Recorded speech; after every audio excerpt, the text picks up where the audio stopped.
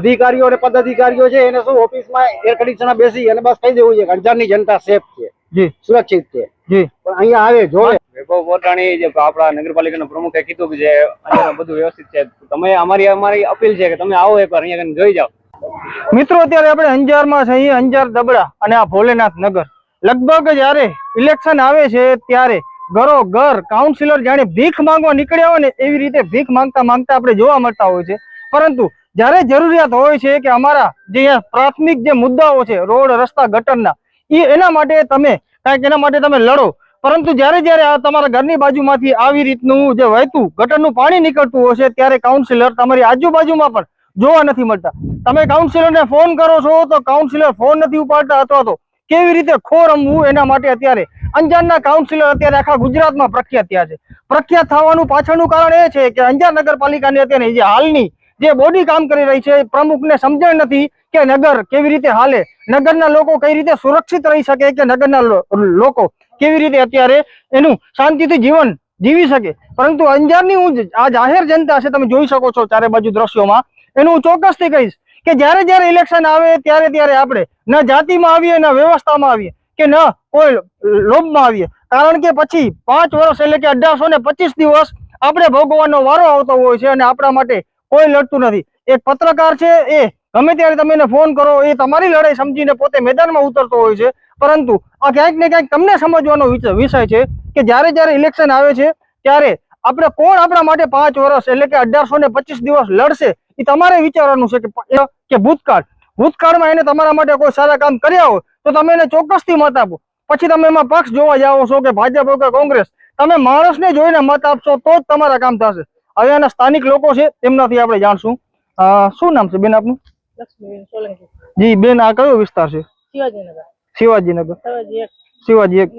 કેટલા ટાઈમ થી શું તકલીફ આવી રહી છે? આમાં 20 દિવસથી 25 દિવસ થયા. ગટર નો ફૂલ સમસ્યા ચાલુ છે. આમ જ ગંદકી ફૂલ, પાણીની સમસ્યા ફૂલ, એમાં સમજી લો ને એમાં ગંદકી છે. આમાં એક વરસાદનું પાણી એક ગટરનું પાણી, તો એમાં હવે આમાં પબ્લિક કરે તો કરે શું, નથી તો હલાતું, નથી તો આમાં ક્યાંય નીકળાતું બહાર. પાઇપ એટલે પાઇપ તો સમજીએ હાલો ને, પણ આ જે ગટર વાળા આવે છે સફાઈ કરવા અહીંયા, ખાલી એમાંથી આમ ઢાંકણ ખુલશે અને 2 પાવડા કાઢશે અને પછી નીકળી જશે, અને એનો 2 દિવસ રહેશે અને 3જે દિવસ પાછી ગટર ચાલશે. તો એનો અમે એને કેટલી કોઈ રિક્વેસ્ટ કરવા જઈએ કે ભાઈ તમે અમારે આ ગટર નોંધાવા જાય છે તો 15 દિવસ સાફ કરવા આવે છે. 15 દિવસ સુધી તો અમારે આ બધી ગંદકી સાફ કરવી, 15 દિવસ સુધી પાણી હાલે બેઠું, અને આને આજ 25 દિવસ થયા. અમે એમાં 50 વખત એને નોંધાવી ગટર, હજી સુધી કોઈ એનો જવાબ નથી તો કોઈ આવ્યું. કોણ છે કાઉન્સિલર? કાઉન્સિલ તો હવે શું ખબર હોય નગરપાલિકામાં. તમને મિત્રો આ ઘણી વખત આપણે અમુક જાઉં સોસાયટીમાં એટલે ખબર જ નથી હોતા કે કાઉન્સિલર છે કોણ. આ બહુ દુર્ભાગ્યની વાત છે, કારણ કે આપણે આપણા વિસ્તારના કાઉન્સિલર નથી ઓળખતા તો એ આપણા કામ કેવી રીતે કરશે. એટલે જ્યારે ઇલેક્શન આવે છે ત્યારે સોચી વિચારીને જ મત આપો. હા બેન, શું તકલીફ છે? તકલીફ તો આમ દેખો, મચ્છર એટલા છે, બાળકો બીમાર થાય, આમાં ક્યાં જાવ, દવાખાને ઘડી તો જઈ ન શકે ને. આ બસ આમ બેને વાત કરી ઈ જ પ્રોબ્લેમ છે, અને કોઈ આવીને જોઈને બસ ઢાંકણા ખોલીને હાલે જાય, બીજું કઈ કામ નહીં. બસ બીજું કોઈ કામ જ નથી કરતા. બસ પાવડાથી ખોદે ને. આ નાના બાળકો મચ્છરમાં અત્યારે વરસાદનું પાણી, ગટરનું પાણી, બીમારી, કેટલી બીમારી પેદા થઈ જાય છે અત્યારે. તકલીફ ઘણી છે. ત્યાંથી ગટર ચાલુ થાય અમારા ઘર સુધી, ઘરની અંદર પગ નથી મુકાતો, જમી નથી શકતા બપોરે અમે. એટલી તો ગંદકી, એટલી તો ગંધ આવે, એટલી વાસ પડે, એટલા મચ્છર, એટલી માખી, તેમાં આમ બહાર ન નીકળી શકો તમે. દરવાજો બંધ કરો તો અંદર થી પવન તો હોય નહીં, બફારો એટલો થાય એટલે વાસ પડે, છોકરા બીમાર પડે, તાવ આવે, મચ્છર કેડે એટલે ડેન્ગ્યુ થાય, ચિકનગુનિયા થાય. આમાં શું ન થાય? પગમાં છાલા પડે, ગંદકીના પગથી અંદર આ ગંદકીના પાણીમાં હાલી એટલે શું થાય? ઈ થાય. પછી અમારા ઘરની અંદરથી ગટરું નીકળે, પણ આજે તમે ચાલી એટલે અમારા ઘરની અંદરથી પાણી નીકળે. બેન, હવે જો 5-6 મહિનામાં પાછા ઇલેક્શન છે, આજે મને એટલો વચન આપો કે તમે આખું બંધ કરીને મત નહીં આપો કોઈને. આટલા બધા તો નહીં આપે. આ પ્રમાણે અમારી સમસ્યા મતદાને બધા આવે છે, ઘરો ઘર આમ દરવાજા ખટખટાવે, તો અત્યારે કેમ નથી આવતા? અમારી અવાજ કેમ નથી સાંભળતા? વિચારીને આપશો ને મત. હા, જરૂર. જી આભાર. શું કવિરાજ, શું પરિસ્થિતિ છે? આ તો આપણે એમ જોઈને લાગે કે અહીંયા તો કોઈ પૂછવા કરવા વાળું જ નથી. છેલ્લા મને લાગે ઓછામાં ઓછા 1 વર્ષથી સતત ચાલુ જઈએ છે. નગરપાલિકાને અમે જાણ કરી, એ લોકો આવે, ઊંડીના ઢાંકણ, ટીંબાના ઢાંકણ ખોલે છે, ખોલીને પાવડા બાવડા મારીને પાછા જતા રહીએ છે. પાછા બીજે ત્રીજે દિવસે એ જ સમસ્યા હોય છે. પછી નગરપાલિકામાં જાણ કરી કે કાઉન્સિલરને જાણ કરો, કાઉન્સિલરને જાણ કરી તો પછી નગરપાલિકાની જાણ કરો. એ બેની વચ્ચે અમે આમ જનતા પીલાય છે. જી વોટ ઇલેક્શન વખતે વોટ માંગવા આવે કાઉન્સિલર, એને અમે વોટ આપી છીએ, ટેક્સ આપી છીએ નગરપાલિકાને. અને અત્યારે બીમારી કોણ ભોગવે છે? અમે ભોગવીએ છીએ. જી અને અહીંયા કાઉન્સિલર કોણ છે હકીકતમાં એ કોઈ જાતની અમને ખબર જ નથી. જી ઇલેક્શન આવશે જ્યારે નગરપાલિકાની ચૂંટણી ત્યારે ઝુંડ આવશે પ્રચાર માટે, પણ એમાં કોણ કાઉન્સિલર છે કોણ નથી એ ખબર નથી. પછી રામ જાણે 5 વર્ષની અંદર કઈ એવી ભૂગર્ભમાં જતા રહીએ છે એ લોકો હેતો પાતો નથી.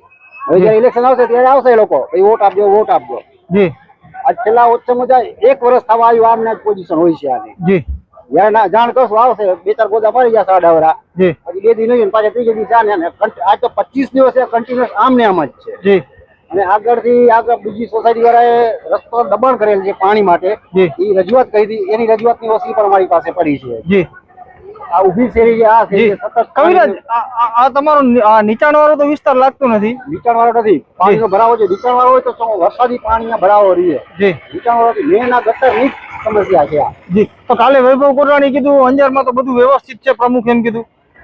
ઈ ઓફિસમાં બેઠા બેઠા દાવા કરી શકે. એકવાર આવે કે જનતાની પૂછે હાલ સાલ કે શું છે, જનતાનું પોઝિશન શું છે, કેટલું ભોગવે છે જનતા. જી એટલે અમે પગે પગે જાય છે ને, અહીંયા પગમાં છે ને અમે ખંજવાળ ઉપડે છે ગટર પાણીના હિસાબે. જી અધિકારીઓ અને પદાધિકારીઓ છે એને શું ઓફિસમાં એર કન્ડિશનર બેસી અને બસ કહી દેવું છે કે અંજારની જનતા સેફ છે, જી સુરક્ષિત છે. જી પણ અહીંયા આવે જોવે બાકી અહીંયા ઝીરો ગ્રાઉન્ડ ઉપર નથી આવતું એમ ઝીરો ગ્રાઉન્ડ કોઈ એટલે કોઈ નથી આયા. કાઉન્સિલરો નથી આયા નગરપાલિકાના પ્રમુખ જી કે નથી આયા નગરપાલિકાના કોઈ હોદ્દેદારો કે કોઈ અધિકારીઓ કે કોઈ કર્મચારીઓ. જી તો મિત્રો તમે તો જોઈ રહ્યા છો, કાલે વૈભવ કોરવાણી એટલે કે નગર પ્રમુખ દ્વારા જણાવવામાં આવ્યું હતું કે અંજારમાં બધું વ્યવસ્થિત છે, બધું અત્યારે બધા સલામત છે.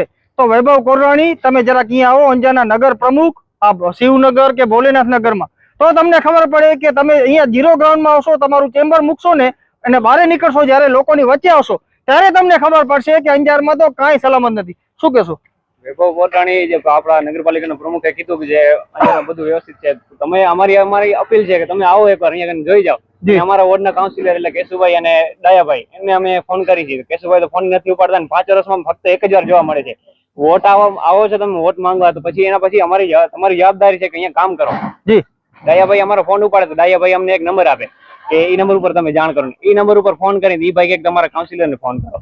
તેમ છતાં અમે એ નંબર ઉપર અમે અરજી લખી વોટ્સઅપમાં, તો વોટ્સઅપમાં કોઈ પણ જાતના મેસેજ જોવામાં આવતા નથી. અને આજ સવારે જ અમે વિરોધ પક્ષને પણ કીધો કે ભાઈ અમારી આવી તકલીફ છે. વિરોધ પક્ષના રાજેન્દ્રસિંહ જાડેજા એને અમને આશ્વાસન આપ્યું છે અને ગેરંટી આપી છે કે કાલ બપોર સુધી અમે તમને કામ કરી દઈશું. જયારે વિરોધ પક્ષ કામ કરે તો પક્ષ શું કરે છે? જી વોટ માંગવા અહીંયા પક્ષ આવે છે, વિરોધ પક્ષ નથી આવતો. તો વિરોધ પક્ષ કામ કરી શકે છે તો પક્ષ કેમ નથી કરી શકતો? સત્તા પક્ષની છે, ભાજપની છે, ડાયાભાઈ ડુંગરસિંહ અને કેશુભાઈ ની છે. તો એ બે ક્યાં છે? જી તો તમે અત્યારે જે રીતનું કીધું કે વિપક્ષ કામ કરે છે પક્ષ કામ નથી કરતું, તો હમણાં ઇલેક્શન આવશે તો તમે પણ એવી રીતના મત આપવાના. તમને શું કહો છો? પાર્ટી જોઈને મત અહીંયા એક વ્યક્તિ હવે પાર્ટી જોઈને મત નથી આપવાના, હવે અમે વ્યક્તિ જોઈને મત આપશું. વિરોધ પક્ષ કામ કરે છે તો વિરોધ પક્ષ ને જ મત જડશે, હવે ભાજપને મત નથી જડવાનો. જી આભાર. તો મિત્રો અત્યારે જે જનતામાં ખૂબ આક્રોશ જોવા મળી રહ્યો છે, અને હું તો ચોક્કસથી કહીશ વૈભવ કોરવાણીને કે તમે કાલે મોટી મોટી ડીંગી હાંકતા હતા કે અંજારમાં બધું બરાબર છે, તો જરાક અહીંયા આવો, અહીંયાથી ખાલી એક થોડાક પગે અહીંયાથી ચંપલ ઉતારીને હાલીને દેખાડો તો બધું બરાબર છે. બાકી આ વિષયને લઈ વૈભવ કોરવાણીને કાલે ડીંગી મારવાને લઈ તમે શું કહી રહ્યા છો કમેન્ટ દ્વારા ચોક્કસથી જણાવજો. સાગર વાઘેલા સાથે નીરવ ગોસ્વામી, સ્વતંત્ર સમાચાર, અંજાર, કચ્છ, ગુજરાત.